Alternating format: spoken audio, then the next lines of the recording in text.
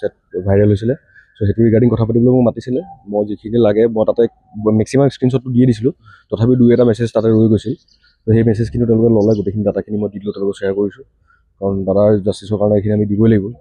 তেওঁলোকে যেনেকৈ আমাৰ ফালৰ পৰা কোঅপাৰেশ্যন বিচাৰিছে আমি গোটেইখিনি হেল্প তেওঁলোকক আগবঢ়াই দিছোঁ। এই কথা বতৰাত বহু বিস্ফোৰক তথ্য আছিলে, জুবিন দা জীয়াই নাথাকিব, এনেও ঢুকালে হয়, তাৰে পৰা আৰম্ভ কৰি কিন্তু বহুখিনি কথা বিস্ফোৰণ ঘটাইছিল শেখৰজ্যোতি গোস্বামীয়ে।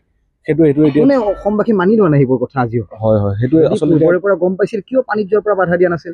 হয় নাই এতিয়া সেইখিনিয়ে কথা। এতিয়া আচলতে তদন্ত প্ৰক্ৰিয়া শেষ হোৱাৰ পিছতে গোটেইখিনি কথা চামাৰাইজ কৰিব পৰা যাব। শেখৰজ্যোতিৰ কিমান কথাখিনিত কিমান সত্যতা আছে বা কিমান তেওঁ কথাখিনি যুক্তিসংগত কথা কৈছিল, সেইখিনি কথা এতিয়া মই ক'ব নোৱাৰিম। যে তদন্ত প্ৰক্ৰিয়া যিহেতু এতিয়া চলি আছে, তো শেষতে এইখিনি কথা গম পোৱা যাব আচলতে। আৰু বিচাৰিব SIT-য়ে পিকু বৰগোহাঁইক? মোক মঙলবাৰে মাতিছে, মঙলবাৰে জাজৰ আগত চাগে ষ্টেটমেণ্ট দিব লাগিব। আৰু মোৰ ফোনটো যিহেতু মোৰ এইটো প্ৰাইমেৰী উইটনেছ, চ' এভিডেঞ্চ এইটো মই তাতে ছাবমিট কৰিব লাগিব বুলি কৈছে। 2 দিন সময় দিছে মোক, কাৰণ মোৰ নিজৰ যিখিনি ডাটা চাটা আছে গোটেইখিনি মোৰ লগত কালেক্ট কৰি ল'ব দিছে। তাৰপিছত চাগে মই ফোনটো ছাবমিট কৰিব লাগিব।